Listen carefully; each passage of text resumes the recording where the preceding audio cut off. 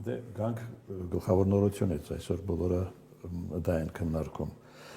եւ հասկանանք ինչ է տալիս Հայաստանին Թրամփի խաղաղության խորհրդին միանալը։ Շնորհակալ եմ հրավերի համար։ Իրոք վերջին կարելի ասել ամսում շատ սրընթաց զարգացումներ են գնում միջազգային հարաբերություններում։ Երևի թե արդեն մոտենում ենք այն վիճակին, ինչ ունեինք երկրորդ համաշխարհային պատերազմի ավարտից հետո, երբ որ աշխարհի ուժեղները սկսում էին կիսել աշխարհը, երևի թե ամեն դեպքում դեռևս դրան չենք հասել, բայց մոտ իրավիճակ է։ Թրամփը փաստորեն ստեղծում է մի հատ յուրօրինակ դաշնակիցների միություն, որտեղ ինքը լինելու է ընդգծված ղեկավարը, այստեղ հավասարության մասին խոսք չկա, եւ գոնե այս բան հավաքում է իր շուրջ այն ուժերին, որոնք պատրաստ են իր ընդգծված առաջնորդության տակ ինչ որ քայլեր անել։ Տեսեք, մեր եւ Ադրբեջանի ղեկավարներից զատ մենք նաեւ տեսնում ենք Արգենտինայի ղեկավարին, չենք տեսնում եվրոպական հիմնական պետությունների ղեկավարին, բնականաբար չենք տեսնում Ռուսաստանին, Չինաստանին, Հնդկաստանին։ Կարելի է կարծել, որ Թրամփը փորձում է ինչ-որ մի միջազգային կառույց ստեղծել, որտեղ ինքը կլինի միակ լիդերը եւ ինքը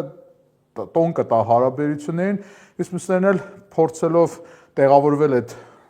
թագավոր վասալ հարաբերությունների մեջ իրենց շահերը կապահովեն։ Շատ ուշագրավ զարգացում է, թեև դեռևս խմորվում է այս ամեն ինչը եւ մենք դեռ չգիտենք, թե այս ամեն ինչը վերջնական ինչ տեսք կունենա։ Գազայի խաղաղության խորհուրդ անունով ստեղծվեց, բայց դա ակնհայտորեն Գազայից դուրս կգա այս ամեն ինչը եւ մենք չգիտենք, թե ՄԱԿ-ի անվտանգության խորհուրդը եւ ՄԱԿ կառույցները, ինչպես նաեւ աշխարհի մյուս ուժեղները ինչ ձև կհամագործակցեն սրա հետ եւ կհամագործակցեն արդյոք թե ոչ։ Երեք Ռուսաստանի դաշնությունը շատ զուսպ այս ամեն ինչի վերաբերյալ արտահայտվեց, ասաց Պուտինը, որ մենք հանձնարարել ենք արտգործնախարարությունը ուսումնասիրել այս ամենը։ Մանևրի տեղ է թողնում իրեն պաշտոնական Մոսկվան, մանավանդ այն բանի ֆոնին, որ վաղը հանդիպում է նախատեսվում։ Ռուսական ակտիվների փաստարկը նաեւ, չէ՞։ Դե գիտեք, 1 միլիարդ դոլարի։ Դա մանրուք է, այս մեծ խաղում դա բառից բուն իմաստով մանրուք է, ուղղակի այդ մանրուքի մեջ Ռուսաստանը փորձեց sense փոքրիկ հաճույք ապահովել իրեն, ասաց իմ սառեցված ակտիվներից է դա ամեն ինչը պայք, բայց դա մանրուք է, հավատացեք, եթե մեծ հարցերում պայմանավորվեցին այդ 1 միլիարդը այս ֆոնդից կտրվի թե այն ֆոնդից։ Չէ, այդ ինչու հիշեցի, որովհետև Հայաստանում սկսեցին արագ աղմկել, բա մենք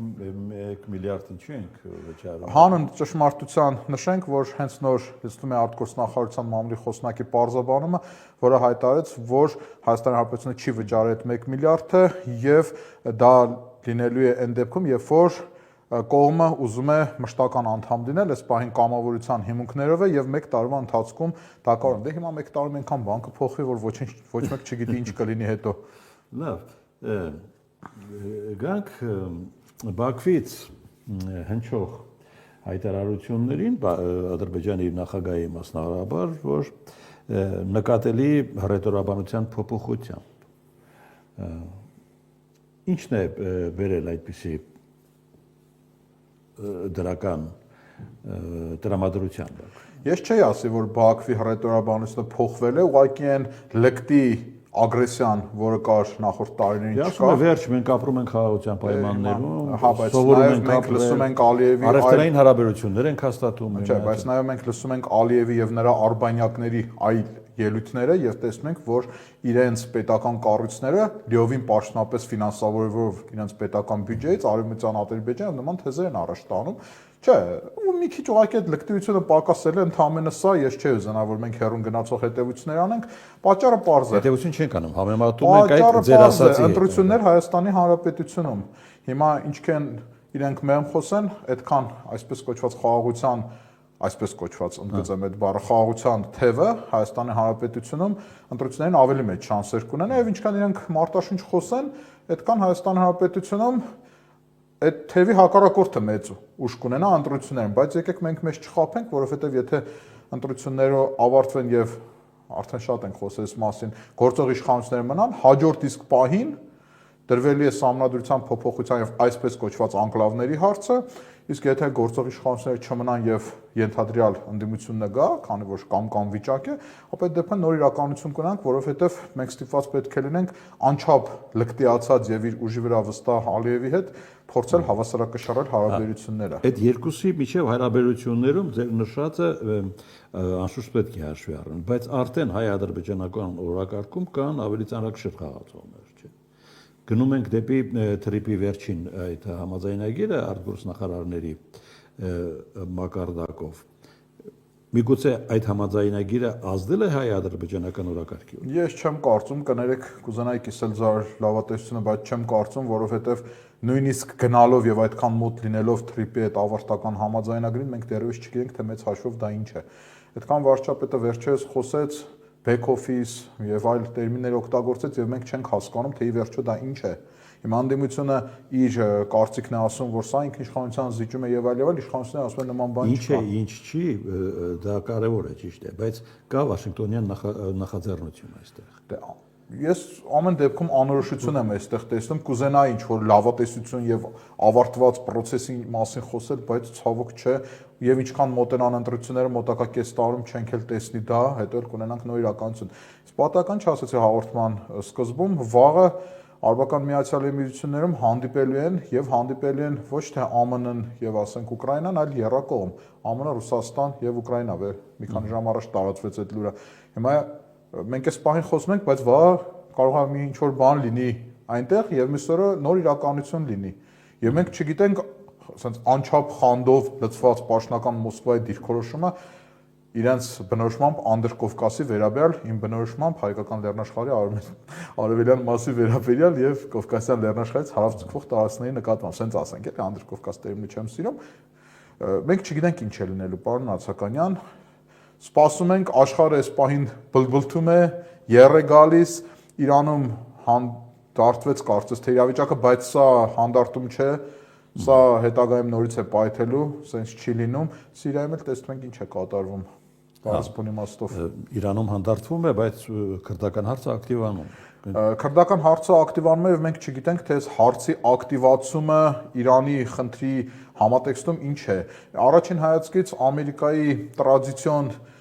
դաշնակիցներ քրդերի գործերը սպայն շատ վատ է եւ Ջուլանի հրոսակները բավականին տարածքներ գրավեցին հյուսիսարևելյան Սիրիայում, այսպայն սեղմել են քրդերին հյուսիսծայր արևելքում եւ մի հատված էլ հյուսիսում, բայց վերջին օրերին կարծես 4 օրյա զինադադար կնքեցին 2 օր առաջ։ Հիմա էլ ես անընդհատ հետևում եմ այդ վերջին հաջողությունը Ջուլանի հրոսակների կարծես թե չի լինում։ Հիմա չգիտեմ քրդերը կենտրոնացրեցին ուժեր եւ դիմադրում են, թե ինչ որ բան փոխվեց։ Ամենայն դեպս այդ սկզբնական հաջողությունն էլ եղավ մեծապես նրա հաշվին, որ քրդերի հետ կոալիցիոն ռազմավարչական էլի հսկողություն իրականացնող ուժերը դավաճանեցին եւ անցան պաշտոնական Դամասկոսի կողմը, ցավոք պետք է ասենք պաշտոնական Դամասկոսի, որտեղ իրականում դա խունտա է, որը գրավել է իշխանությունը Սիրիայի պետությունում, բայց ունի Թուրքիայի նման։ Բնականաբար ունի, բայց դա ամեն դեպքում չեմ կարող ես համարել այնտեղի օրինական իշխանություններ, հիմա ունենք սա ինչ ունենք, եւ ենթադրում եմ ու ցանկանում եմ, որ քրդերը գոնե դիմանան, մենք չգիտենք ինչու դա ինչու է մեզ հետարքի հակակշիռ ուժ ամենից առաջ Թուրքիային Իրանի շուրջ ստեղծված միջավայրում պետք է այո անկասկած է եւ ուղղակի մենք դեռ չգիտենք թե Վաշինգտոնում ինչ են որոշել Իրանի հարցում վերջնական եւ մենք չգիտենք թե այդ որոշման համատեքստում քրդերի դիրքորոշումը ինչպես է լինելու Վենեսուելայի մոտ տեղի ունեցած լիցքաթափումից հետո հսկայական ծովային ուժեր կային այնտեղ կուտակված այժմ Պաշտոնական Վաշինգտոնը այդ ուժերը արագորեն տեղափոխում է Հնդկական օվկիանոս Պարսից ծոցի հարված եւ process-ը որ սկսվել էր մի քանի օր առաջ, հիմա մոտակա ժամանակներում կավարտվի։ Ենթադրում եմ, որ Տրամպը շատ կուզենա Իրանում ունենալ Վենեսուելայի սցենարի պես մի բան, եթե տանի էլ առաջնորդին, ապա գոնե այդ իր նավատորմով եւ այլն ճնշում անի, իհարկե նաեւ բացառելով ռազմական հարվածի հնարավորությունը եւ այս պայմաններում քրդերը, որոնք իրենք էլ մենակ են մնացել եւ այլ դաշնակից չունեն, հնարավոր է ապագա Իրանում ինչ որ մի կտոր ստանան Իրան, Իրաք, Սիրիա այդ հատվածում եւ փորձեն ի վերջո իրենց երկարսպասված պետությունը ստեղծել։ Այո, Իրաքից տեղափոխում եւ այդ հանգամանքները դեպի ինչ շատ է հետաքրքիր ձևով զարմացնում, որովհետեւ Իրաքը մեծապես գտնվում է Ամերիկայի Միացյալ Նահանգների ազդեցության տակ եւ եթե այնտեղից քրդերը գնում են այնտեղ, բայց դեմս կողմից էլ կա Ամերիկայի պաշտոնական մարմինների հայտարարությունը, որ քրդեր ձեր ժամանակը ըստ էության անցել է, բայց դա երրորդ կողմից էլ դիվանագիտությունը հնարավոր է սրանով խափում են իրանք ինչ որ մարդկանց եւ իրականում կօգնեն քրդերին։ Շատ դրամատիկ զարգացումներ են միջազգային հարաբերությունում, sense մի քանի ընդ որում էլի ճակատում եւ կարծում եմ երբ որ ռուս-ուկրաինական այս համաձայնությունը լինի, գուցե մենք տեսնենք այդ ֆինալ վերջնական process-ը, երբ որ այդ վերջնականապես բոլոր իրենց տեղերում կդասավորվեն։ Այս առումով ես ուղղակի ցավում եմ մեր համար, որովհետև կարծես մեծ փղեր են, ասենց այդ նեղ տարածքում ոտքերով դոփում, մենք էլ արանք ընկած նայում ենք, որ ուղղակի չճոզմվենք։ Մենք ասելով միայն ես նկատում Չէ, բոլորը այդ խնդիրներն են, բոլորը, միանշանակ բոլորն այս խնդիրներն են, ուղղակի մենք առավել խոցել ենք, հիմա տեսեք, օրինակ Վրաստանին անմիջական գոնե ռազմական սպառնալիք ոչ մի կողմից չի գալի։ Հա, Վրաստանն էլ իր խնդիրներն ունի, Վրաստանն էլ խնդիր ունի, ասենց գեոպոլիտիկ ընտրություն կատարել եւ այլ, բայց մեր դեպքում այլ է, չէ՞, մեր դեպքում ունենք երկու թշնամի, որոնք մեզ երկուսն էլ գերազանցում են բոլոր առումներով եւ հիմա իրենք մեզ սպառնում են։ Ի վերջո, եկեք չխաբվենք նորից ու նորից Ալիևի եւ Էրդողանի ժպիտներից։ Կգա պահանց, կփոխվի այդ տոնայնությունը, որ ոչ մեկին պակաս չի թվա, էլի, ցավոք։ Դե Ալիևը հայտարարում է խաղաղության մասին, հայտարարում է առևտրային հարաբերություններ Հայաստանի հետ ակտիվացնելու մասին, ընդ որում մի կարևոր հանգամանք էլ այստեղ Ալիևը բացում է իր կոմունիկացիաները Ռուսաստանի համար դեպի Հայաստան։ Իսկ մենք երբեմն լսում ենք, որ հասունանում է ռուս-ադրբեջանական ինչ-որ բախում, թե դա արհեստական օրակարգ։ Դա մեր հին թեման է, մենք ձեր հետ ենք շատ զրուցել այս թեմայով, երբ որ Ուկրաինան ավարտվի, հնարավոր է այս կողմը որոշակի սրացում լինի,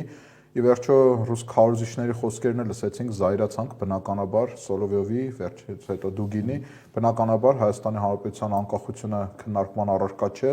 եւ ցանկացած ոտնձգություն վերջինիս նկատմամբ լիովին դատապարտելի է ցանկացած նորմալ հայ մարդու կողմից, սա չի քննարկվում, ինքս էլ դատապարտում եմ բնականաբար։ Ենթադրում եմ սենց, որ այս առևտրային շարժը, ինձ թվում է նաև հեղուկ գազի առումով շուտով շարժ կլինի, նախընտրական էլի լույսի ներքո է, որպեսզի գործող իշխանությունները, որոնք այս պարգևավճարների եւ շատ այլ բաների ֆոնին ռեյտինգ կորցնելով մոտենում են հունիսյան ընտրություններին, ի վերջո ինչ որ բան ունենան տալ, ասենք գազը էժան լցնող վարորդներն ասեն, ահա ի վերջո խաղաղության պտուղները եւ այլն, բայց եկեք մեզ նորից ու նորից չխաբենք, ինչպես Ալիևի ցանկությամբ բացվում է այդ ճանապարհը, այնպես էլ 1 րոպեում այդ ճանապարհը կարող է փակվել։ Դա որևէ խնդիր չէ, որովհետև գիտեք, հաճախ իշխանությունները sense են ներկայացնում խաղաղության դարաշրջանը եւ դրա պտուղներն են։ Ոչ, սա կլներ պտուղ, եթե ինչ-որ կայուն կապ լիներ, օրինակ Վրաստանի պես։ Վրաստանով կայուն մենք կապ ունենք Ռուսաստանի, Իրանի պես։ Բայց այդտեղ մենք ընդհանրապես ունենք պայմանով բացված որոշակի ճանապարհ, որը կարող է արագորեն փակվել, ինչն է խանգարելու Ալիևին։ Հիմա համեմատեք հələ պաշտոնական Թբիլիսի եւ Բաքվի դիրքորոշումները։ Թբիլիսին հա չի փակի ճանապարհը, չէ՞։ Բայց Բաքուն միանգամից կարող է ասել թշնամական Հայաստան, ռևանշիստներ, հետո հետևն է դնել Արևմտյան Ադրբեջանը փակել։ Բաքուն այնքան խորանում է, որ ձեր ասելը հետնել դժվարանում։ Ինչի է դժվարանում։ Բացարձակ չի դժվարանում, ավելին ասեմ, իրենց ներքին քարոզչամեքենան, իրենց իշխող դեպուտատներ, իրենց ՀԿ-ների իշխանական անդամները եւ այլն շարունակում են լկտի հակահայ քարոզչությունը։ Եկեք ուղղակի մենք աստիճան ենք տեսել Ալիևի լկտիությունը, որ հիմա մի պահ ասենց մեղմացնում է, ասենք մեղմացում, ասենք 100 միավորից իջել է 95 միավոր հետո, բայց դա նորմալ չի, չէ՞։ Երբ որ բացահայտ քեզ պատերազմով են սպառնում, երբ որ քո տարածքի նկատմամբ բացահայտ նկարտումներ ունեն, երբ որ քո տարածքը սպայն օկուպացրել են եւ չեն ուզում այդ տարածքից դուրս գալ, երբ որ հայերի էթնոսիդ իրականացրեցին Արցախում, երբ որ մեր պատմությունը կեղծում են, մեր մշակութային ժառանգությունը ոչնչացնում են Արցախում, ի վերջո խաղաղություն գնացող պետությունը այդպես չի անում, խաղաղություն գնացող պետությունը ձգտում է լիցքաթափել նաեւ իր հասարակությանը։ Հիմա մենք ադրբեջանական հասարակություն լիցքաթափում տեսնում ենք, իհարկե ոչ։ Գանք էլի կարևորին, այսինքն թրիպը մեր անվտանգային միջավայրի հետ քիչ կապ ունի։ Գիտեք, ինչ որտեղ ճշմարտությունը մեջտեղում է։ Թրիպը դեռևս չձևավորված վերջնական տեսք չստացած պրոյեկտ է։ Այո, ունի։ Թրիպը որպես քաղաքական կառույց մեր։ Այո, ունի, բայց այն տեսքով չունի ինչ որ իշխանական քարոզչիչներ եւ կոմունիստներն ասեն, որ ահա վերջ թրիպը եղավ եւ հայ ժողովուրդը հասավ իր խաղաղության հանգրվանին։ Դա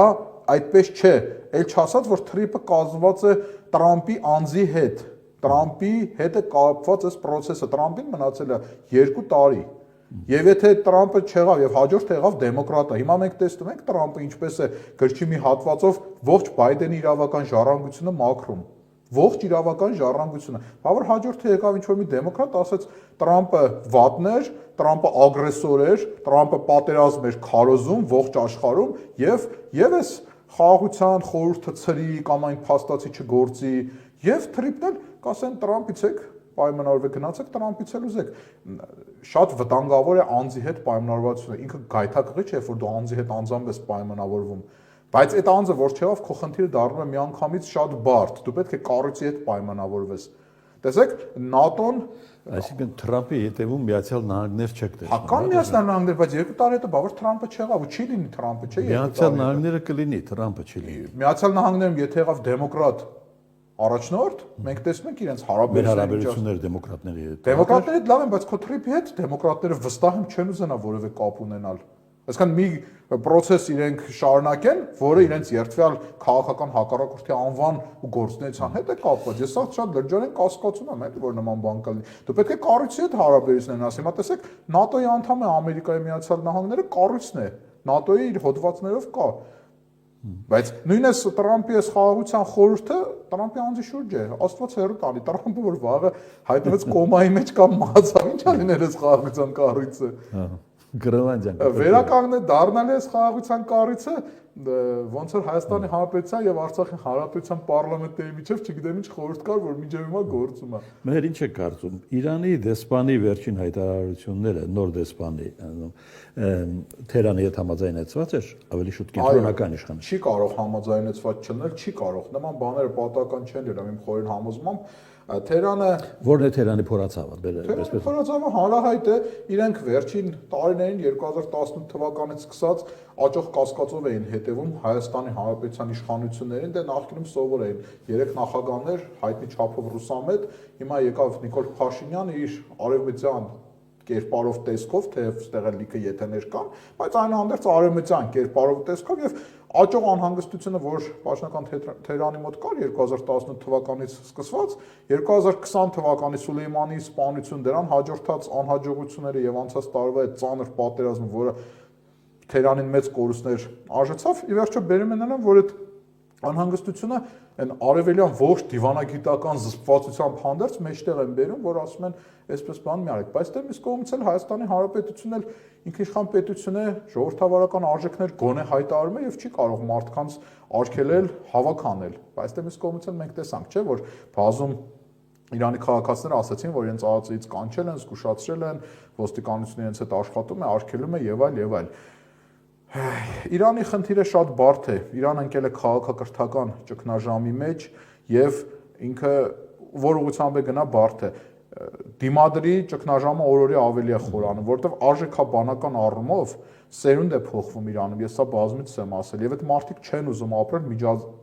միջազգային մի միջավայրում որտեղ միջնադարյան շիա իրավական մեխանիզմներն են կարգավորում իրենց կյանքը հա բայց մյուս կողմից էլ այդ պետության մեջ շիիզմը եւ այդ շարիաթական կարգավորումներն այնքան խորն են մտած որ եթե դա հանես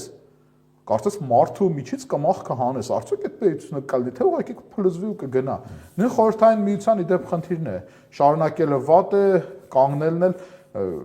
խնդիրներ է չինացիք կարողացան 90-ականների սկզբին որոշակի մանևրելով լուծեն այս խնդիրը sense կամաց իրենց պետությունը կոմունիստականից տանելով դեպի կապիտալիստական կամաց չէ միանգամից էլ տարան ազատականացրեցին տնտեսությունը եւ հիմա չէ դե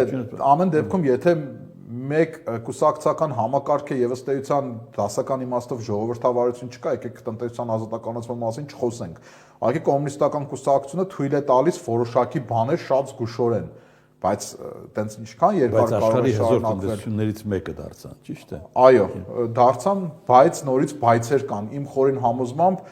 հզոր տնտեսությունը չի կարող առանց ժողովրդավարության դինել իսկ Չինաստանում այնուհանդերձ չկա ժողովրդավարություն համաձայն եմ եւ վերջինը հնդկական հրթիռները կարևոր ձեռքբերում են մեզ իհարկե կարևոր են սա չի քննարկվում ընդ որում ես Երևի թե կարող եմ պնդել, որ սրանից առաջել էին եկել եւ հետո էլ կգան, ուղղակի այս պարտիան կարծես հնդիկները հանրային դարձրեցին, դե ոչինչ, հիմա իրանք էլ իրենց խնդիրներն են լուծում։ Ընդ որում այդ հանրայնացում մեր համար էլ մեծ հաշվով վատ չի։ Այսինքն հանրայնացնում իր պլյուսներն ու մինուսներն ունի։ Հիմա լավն եղավ, որ Ադրբեջանը տեսավ, որ սա ունես։ այսինքն քո վրա հարձակվելուց մի քիչ ավելի երկար կմտածի, դե վատնել են եղավ, որ իմացավ, որ ունես, այսինքն եթե հարձակվեց ավելի հազար կհարվածի քեզ։ Զենք ունենալը, պահելը թաքցնելը։ Չէ, գիտեք, դա հակասական է, իր պլյուսները եւ մինուսներն ունի։ Ես սա բազմից եմ ասել։ Թաքցնելը հակառակորդ ավելի լկտի է քո վրա գալի, բայց դու իրեն ավելի մեծ ես ցավացնում, բայց ամեն դեպքում ինքը եկավ քո վրա։ Բայց որ ունեսել գալու հավանականությունը կանխվում է ավելի շատ, բայց դե մյուս կողմից եթե որոշեց գալ, ավելի պատրաստված է գալի։ Երկու ինչ որտեղ մեջտեղում պետք է ամեն ինչը բռնել, ընդհանրապես անկասկած լավ է։ Ուղղակի ես նորից ասում եմ, այս անգամ էլ չեմ հոգնի ասել, զենք առնելը դա լավ է, դա պետք է, դա անհրաժեշտ է, բայց դու պետք է քո պետության ռազմավարչական համակարգը գցես ավելի էֆեկտիվ արդյունավետ ճանապարհների վրա։ Կառավարման որակ, բանակային ուսուցում։ Հիմա մենք մեր մոտ մեր երկրում ինչ ենք տեսնում։ Ի վերջո հասարակության ամրության խնդիրը կա, հասարակության այս ատելության մթնոլորտը որ կա, սա էլ է, չէ, պատերազմի ժամանակ մեր դեմ խաղալու ցավոք։ Այսինքն մեր հասարակությունը շատ խոցելի է, մեր ռազմավարչական համակարգը այս պահին խոցելի է։ Լավ զենքը գիտեք որն է, ոնց որ 1-10 մի հատ բարդ տեխնիկա, բայց չսովորեցնես իրան աշխատել այդ տեխնիկայով, ինքը մեկ պարզ ֆունկցիան մենակ իրականացնի։ Ոչ, չի կարելի, պետք է դու լիարժեք տիրապետ ես։ Հուսով եմ պաշտպանության նախարարության պատասխանատուները այս հարցով մտահոգված են։